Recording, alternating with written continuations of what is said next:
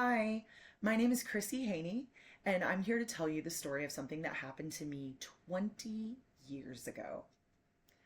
This story is called Athena's Rescue, and get ready because it's a real nail biter. Have you ever tried to catch a cat?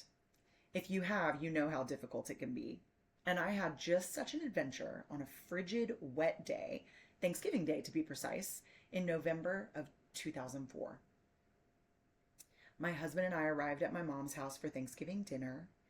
And when we opened the door, we were immediately hit with the unmistakable scent of fresh baked bread and piping hot gravy and the sound of family members yelling, "Hey, Barton and Chrissy are here."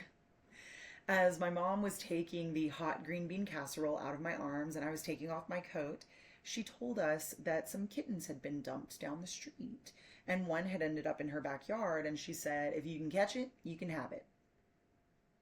My husband and I gave each other a knowing glance because we had recently been talking about the fact that Isis, our 4-year-old gray tabby, needed a playmate. So I immediately put my coat back on and ventured out back into the cold day. Something to note is that my mom's backyard, it's like an enchanted forest. It's beautiful. You're surrounded by trees, vines, bushes, and plants of all kinds. For most of the year, they're covered with colorful fruits, vegetables, and flowers.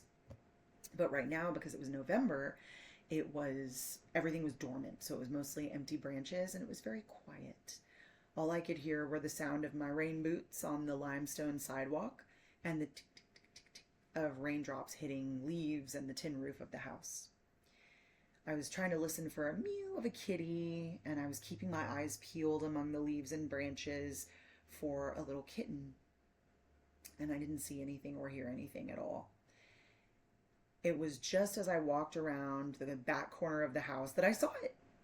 A tiny silver kitten, all hunched and huddled, skinny and shivering and saying mew, mew at the base of the giant dormant fig tree up against my mom's house. This little kitten, she was so small she could fit in the palm of my hand, and she looked like a little silver rain cloud that hadn't quite figured out how to float up to the sky. She was way back in those branches, so I knew it was going to be a bit of a challenge to get to her, but I went for it. I got down on my knees in the mud. I entangled myself in the branches of this fig tree, and I tried to coax her to me. I was saying, "Here, kitty, kitty, kitty, kitty, kitty." And she was so cold and shivering and scared, I thought for sure she would just hop into my hand and let me swoop her into the house to get her warmed up and fed. But she didn't. She just sat glaring at me, daring me to come closer. I was able to reach my arm just far enough to gently grab her when, chomp! She bit right through my index fingernail. I howled with pain, ran into the house, told everyone my dramatic story. And while I was cleaning my pierced and bloodied index fingernail, my husband grabbed a towel and went outside to try his hand at catching this feisty kitten. Not 2 minutes later, he walked back into the house with a tiny silver rain cloud wrapped up in a pink towel in his arms. We called that little kitten Athena, baby sister of Isis, catcher of flies, huntress of scorpions.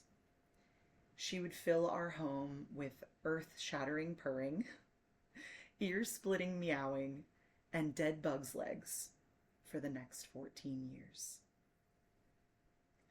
I hope you enjoyed the nail-biter of a story of Athena's rescue.